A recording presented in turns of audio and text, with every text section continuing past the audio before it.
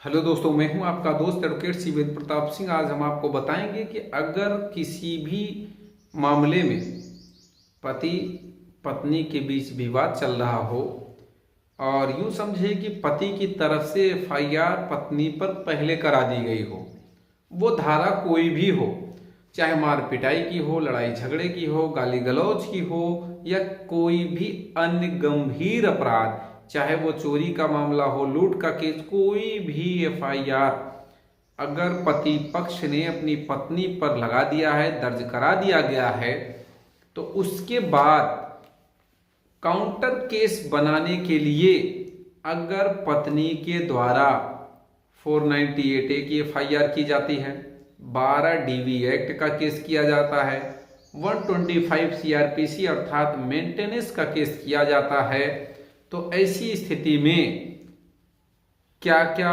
Favour में हो सकता है पति के, क्या उसके फेवर में नहीं हो सकता है।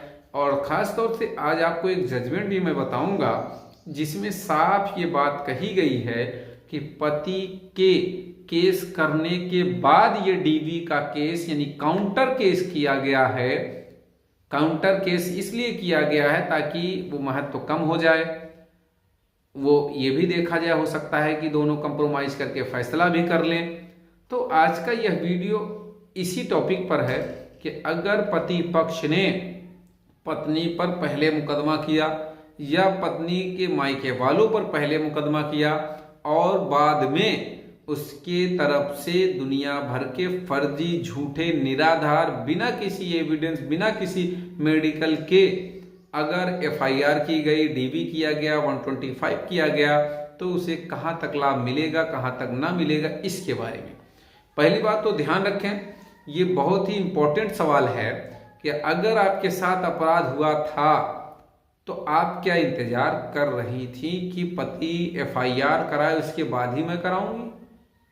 भाई, अगर आपके साथ पहले से अपराध हो रहा था तो आपने कहीं तो कोई शिकायत की होगी, किसी से तो बताया होगा, पुलिस के पास गई होंगी, कभी 112 डायल कर लिया होगा, अपने मायके में किसी से खोज खबर करी होगी, शिकवा शिकायत करी होगी, या किसी से भी तो बताया होगा, नहीं बताया। कहीं मेडिकल तो कराया होगा, कहीं दवा दर्मल तो कराया होगा, नहीं कराया। कहने का मतलब ये, आपको याद ये बात कब आई पति पक्ष पर काउंटर केस करने की? जब पति आपसे हैरान हो गया, टॉर्चर होते होते परेशान हो गया, उसके पास कोई रास्ता नहीं, अंत में उसने एफआईआर करा दी, तब आपको लगा कि अब इसको मुझे भी सबक सिखाना है। तो ऐसी स्थिति में आपने भी केस करना शुरू कर दिया। ये मैं कह नहीं रहा हूं, ऐसा इस जजमेंट में भी कहा गया है।